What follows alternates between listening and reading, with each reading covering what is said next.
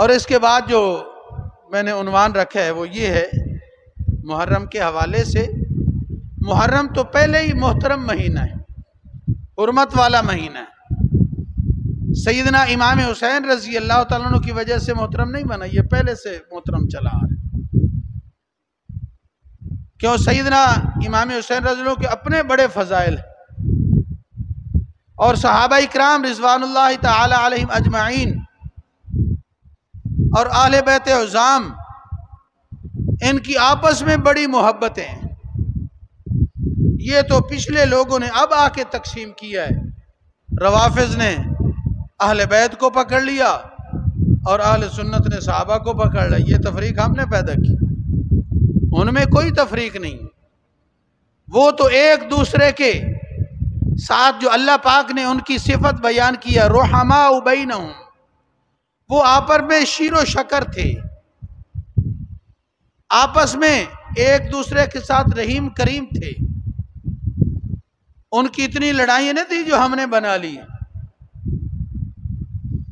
ایک دوسرے کا ادب و احترام، ایک دوسرے پر جان قربان کرنے والے تھے. دیکھو سیدنا عثمان غنی رضی اللہ تعالیٰ عنہ جو محصور ہو گئے اپنے گھر میں، لوگوں نے محصور کر دیا، تو دروازے پر پہرا دینے والے کون تھے؟ وہ امام حسن امام حسین تھے رضی اللہ عنہما. اور حضرت علی المرتضیٰ رضی اللہ عنہ مشکیزہ بھر کے لائے.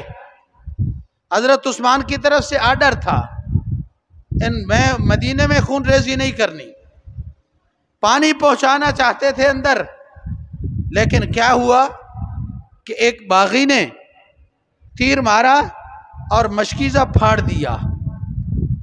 اب حضرت علی المرتضیٰ یقین کے لیے کہ حضرت عثمان کو یقین آئے کہ باہر ہم کوشش میں ہیں، اپنی پگڑی اندر پھینک دی.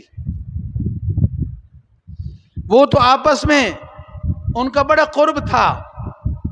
حضرت حذیفہ رضی اللہ تعالیٰ عنہ اپنی ماں سے اجازت لی، مشکاۃ شریف میں حدیث ہے، اپنی ماں سے اجازت لی،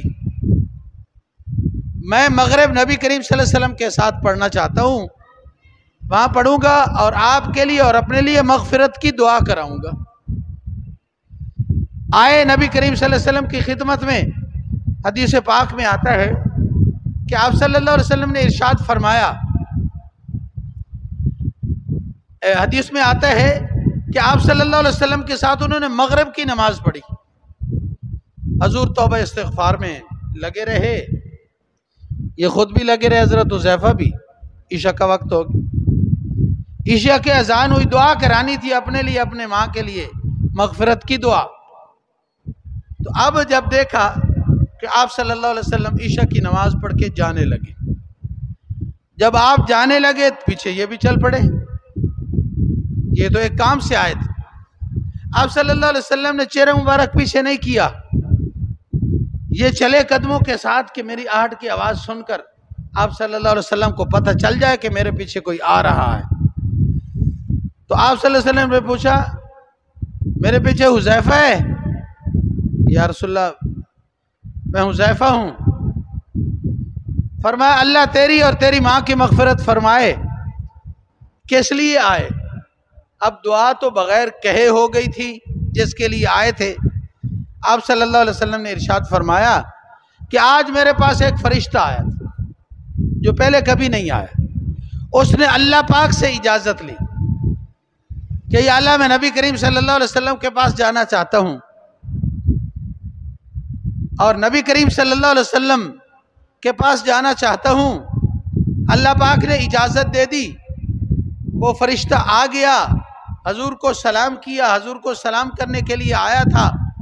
آقا پاک صلی اللہ علیہ وسلم کو سلام کیا اور کہنے لگے یا رسول اللہ کہ اللہ پاک نے آپ کے لیے ایک پیغام دیا ہے. وہ کیا پیغام دیا ہے؟ اللہ پاک نے یہ پیغام دیا ہے، میں نے اجازت طلب کی تھی آپ کو سلام کرنے کے لیے.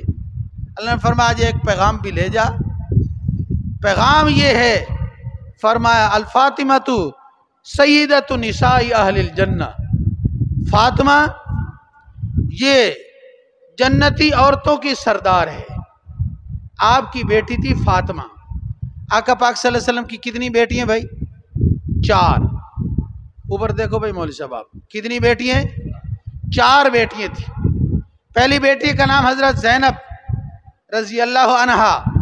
ये हजरत अबुल आस रजी अल्लाह ताला अन्हु से इनका निकाह हुआ और इनके यहाँ बेटी पैदा हुई हजरत उमामा, जिनका नाम रखा था हजरत उमामा। हदीस पाक में आता है कि नबी करीम सल्लल्लाहु अलैहि वसल्लम जब नमाज पढ़ते थे उसको उठाते थे, बच्ची को यहाँ उठाते थे, ये यहाँ, और नमाज भी पढ़ते थे। सजदे के वक्त उसको बिठाते थे, सजदा करते, जब उठते फिर हजरत उमामा को उठा लेते। ये आप सल्लल्लाहु अलैहि वसल्लम की बड़ी बेटी है। दूसरी बेटी का नाम उम्मे कुलसूम है। ये हजरत उस्मान गनी रज़ी अल्लाह के निकाह में थी। ये फौत हुई।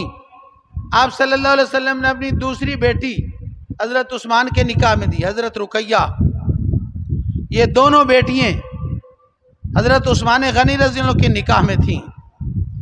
हजरत रुकैया हजरत उस्मान गनी रज़ी अल्लाह जब जंगे बदर पे जाने लगे तो आप सल्लल्लाहु अलैहि वसल्लम ने पूछ लिया कि घर में किसको छोड़ा है? रुकैया तो बीमार है, उसकी देखभाली के लिए किसको छोड़ा? या रसूलल्लाह, मैंने पड़ोसन को कह दिया। फरमाया पड़ोसी कितना ख्याल रखेगी, पड़ोसन कितना ख्याल रख सकेगी, आप इधर ठहर जाओ। हजूर के हुक्म से वो ठहर गए। और जब जंग बदर से वापस काफिला मदीना पहुंच रहा था तो पीछे हजरत रुकैया फौत हो गई, उनका जनाजा पढ़ दिया गया। जब दफना के ये कब्रिस्तान से वापस आ रहे तो मदीना जंग बदर से वापसी में दाखिल हो रहा था। हजूर ने क्या इरशाद फरमाया? फरमाया मेरी 40 बेटियां होती तो यके बाद दिगरे उस्मान की निकाह में देता ही चला जाता। तो हजरत हुज़ैफा रज़ी अल्लाह फरमाते हैं कि नबी करीम सल्लल्लाहु अलैहि वसल्लम ने इरशाद फरमाया, ये चौथी बेटी है फातिमा के मुतल्लिक, जो हजरत अली रज़ी अल्लाह के निकाह में थे। उनके मुतल्लिक फरमाया, फातिमा तो सय्यदतु निसाई अहलिल जन्ना, फातिमा जन्नती औरतों की सरदार है।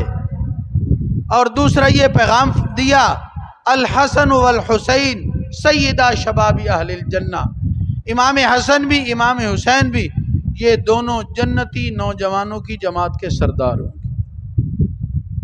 बेटी, छोटी बेटी, जब नजरान के ईसाई आए तो वो आए तो इसलिए थे कि आका पाक सल्लल्लाहु अलैहि वसल्लम के सामने हम जिज़िया के लिए तैयार हैं, आपकी हुकूमत में रहेंगे और जिज़िया देंगे। और उनके मजहबी रहनुमा भी थे, सियासी भी थे, ताजर भी थे, सारे तबकात में से ये वफद आया था 80 आदमियों का। तो ऐसा हुआ, जब बात हुई तो फिर ये बात भी हुई कि हम आपको नबी नहीं मानते। तो ये बात तय हुई कि फिर मुबाला कर लेते। मुबाले का क्या माना होता है? मुनाजरे का माना होता है एक दूसरे से गुफ्तगू करना, दलाइल के एतबार से दलाइल देना अपने अपने मौक़िफ़ पर। मुबाला होता है काफिरों के साथ कि दोनों फरीक मैदान में निकले और एक दूसरे के लिए बद्दुआ करें, बद्दुआ करें एक दूसरे के लिए। अब ये ईसाई जो आए थे ये अंदर से जानते थे कि नबी करीम सल्लल्लाहु अलैहि वसल्लम अल्लाह के आखिरी नबी हैं, सच्चे नबी हैं, वाकई नबी हैं, लेकिन मानने के लिए तैयार नहीं थे। अब सारी बातें हो चुकी थी, जिज़िया की बात जिसके लिए आए थे वो तो हो चुकी थी। अब इन्होंने कहा कि सुबह मुबाले के लिए गए ना, हम में से एक भी नहीं बचेगा, ये अल्लाह का नबी है, इसकी बददुआ लगेगी, एक भी नहीं बचेगी। ये रात को ही फरार हो गए, भाग गया, मुबाला नहीं हुआ। तो मुबाले में अल्लाह पाक ने जो फरमाया, नदउ अबनाअना, कह दो इनको या अल किताब, नदउ अबनाअना व अबनाअकुम व निसाअना व निसाअकुम व अनफुसना व अनफुसकुम। आ जाओ, मुबाले में आना है ना, अबनाअना अबनाअकुम, अपने बेटों को भी बुला लो, व निसाअना व निसाअकुम, अपनी औरतों को भी बुला लो, खुद भी आ जाओ। तो अब ये मुबाले में होना था। तो इस आयत के तहत लिखा है, मिशकात शरीफ में हदीस पाक लिखी है कि नबी करीम सल्लल्लाहु अलैहि वसल्लम, हज़रत आयशा रज़ी अल्लाह ताला रावी हैं, आप खुद नकल फरमाती हैं کہ نبی کریم صلی اللہ علیہ وسلم نکلے گھر سے باہر تو آپ کے اوپر ایک چادر تھی، آپ کے اوپر چادر تھی۔ سب سے پہلے حسن آئے اور ان کو چادر میں داخل کر لیے، چادر کے نیچے کر لیا ان کو، حسن کو۔ پھر آئے امام حسین رضی اللہ عنہ، یہ آئے، ان کو بھی اندر داخل کر لیا۔ پھر حضرت فاطمہ الزہرا رضی اللہ تعالیٰ عنہ وہ تشریف لائیں، ان کو بھی چادر میں داخل کر لیا۔ پھر چوتھے نمبر پر حضرت علی المرتضیٰ رضی اللہ تعالیٰ عنہ، یہ بھی تشریف لائے، ان کو بھی چادر کے اندر داخل کر لیا اور فرمایا اللہم، اللہ پاک سے دعا کی، اللہم ہؤلاء اہل بیتی، یا اللہ یہ بھی میرے اہل بیت ہیں، یہ بھی میرے اہل بیت ہیں۔ اہل بیت میں داماد کو بھی شمار کیا، بیٹی کو بھی شمار کیا۔ جب یہ مبالغے کا وقت تھا نا، پہلی 3 بیٹیاں نبی کریم صلی اللہ علیہ وسلم کی اس دنیا سے جا چکی تھی، وہ فوت ہو چکی تھی، تو آپ صلی اللہ علیہ وسلم نے ان کو چادر میں داخل فرمایا۔ روایت کون بیان کر رہی ہیں؟ امی عائشہ رضی اللہ تعالیٰ عنہ۔ ان میں کوئی اختلاف نہیں تھا، یہ تو ایک گھرانے کے افراد تھے۔ اور بعض لوگ اس لیے کہتے ہیں کہ یہ کیسے اہل بیت ہو سکتے ہیں، اہل بیت تو بیوی ہیں بھائی، وہ تو قرآن پاک نے فرما دیا یا نساء النبی، یہ نبی کریم صلی اللہ علیہ وسلم کی بیویاں جو ہیں وہ اہل بیت ہیں۔ یا ایھا النبی قل لازواجک، یہ نبی کریم صلی اللہ علیہ وسلم کی بیویاں اہل بیت میں پہلے ہیں، گھر والی تو پہلے شامل ہوتی ہیں، لیکن نبی کریم صلی اللہ علیہ وسلم نے دعا فرما کے اللہ پاک سے ان کو بھی اہل بیت میں شمار کروا لی، کہ اہل بیت میں امام حسن بھی اہل بیت میں، امام حسین بھی، فاطمہ الزہرا رضی اللہ تعالی عنہا بھی، اور حضرت علی کرم اللہ وجہ بھی۔ اور پھر نبی کریم صلی اللہ علیہ وسلم، حضرت عائشہ فرماتی ہیں کہ نبی کریم صلی اللہ علیہ وسلم نے یہ آیت مبارک تلاوت کی، انما یرید اللہ لیذہب عنکم الرجس اہل البیت ویطہرکم تطہیرا۔ یہ آیت تطہیر مراد ہے کہ جس طرح میری بیوی جو ہے وہ اہل بیت میں ہیں، یا اللہ ان کو بھی اہل بیت میں ذکر، ان کا اہل بیت میں شمار کر لے میرے اللہ، اور جس طرح ان کے پاس کوئی پلیدی ناپاکی نہیں جا سکتی، یہ بھی پاک ہے۔ تو میرے بھائی، صحابہ اکرام رضوان اللہ تعالی علیہم اجمعین اور حضور کا یہ گھرانہ، حضور کے گھرانے کو، ان کو تو ڈبل حیثیت حاصل ہے۔ بعض کو لوگ یہ کہتے ہیں کہ اہل بیت بھی صحابہ میں آ گئے، بھائی ان کو اللہ پاک نے ڈبل عظمت عطا فرمائی ہے، صحابی ہونے کا شرف بھی ہے ان کے پاس، اور حضور کے قریبی ہونے کا، حضور کے گھر کے افراد ہونے کا شرف بھی حاصل ہے، حضور کی بیٹی کے بیٹے ہونے کا شرف بھی ان کو حاصل ہے۔ اور حضرت علی رضی اللہ تعالیٰ عنہ حضور صلی اللہ علیہ وسلم کے چچا زاد بھائی بھی ہیں، بیٹے بھی ہیں، داماد ہیں، داماد کو بیٹا کہا جاتا ہے، یہ نبی کریم صلی اللہ علیہ وسلم کے داماد بھی ہیں، یعنی بیٹے بھی ہوئے اور چچا زاد بھائی بھی ہیں، ان کو بھی اہل بیت میں شمار فرمایا۔ اور صحابہ اکرام رضوان اللہ تعالی علیہم اجمعین یہ اہل بیت سے پیار کرتے تھے، اہل بیت صحابہ اکرام سے پیار کرتے تھے۔ حضرت عمر فاروق رضی اللہ تعالیٰ عنہ، ان کے پاس امام حسین رضی اللہ تعالیٰ عنہ آئے تو کیا فرمایا؟ فرمایا پیغام بھیج دیا کرو، اور ان کا وظیفہ اپنے بیٹے سے زیادہ رکھا۔ حضرت عمر فاروق رضی اللہ عنہ اونچی شان والے، بعد میں آئے حضرت عمر بن عبدالعزیز رحمت اللہ علیہ، یہ آئے ہیں 2-2.5 سال حکومت کی ہے، اور پھل خلفائے راشدین کا انہوں نے کھایا ہے۔ ان کا زمانہ تھا کہ ایک ہی جگہ سے بکری بھی پانی پیتی تھی، شیر بھی پانی پیتا تھا، لیکن ایک دوسرے کو کچھ کہہ نہیں سکتے، اتنا عدل کا زمانہ تھا۔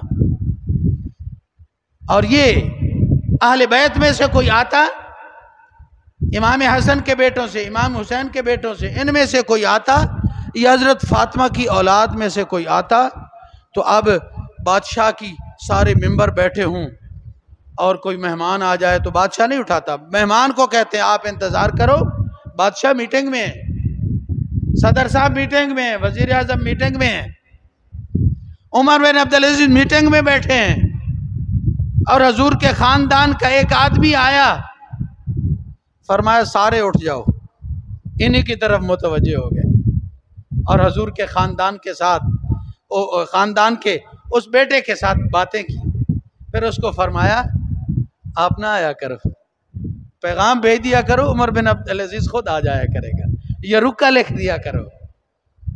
یہ اتنا اکرام یہ کرتے تھے اہل بیت کا،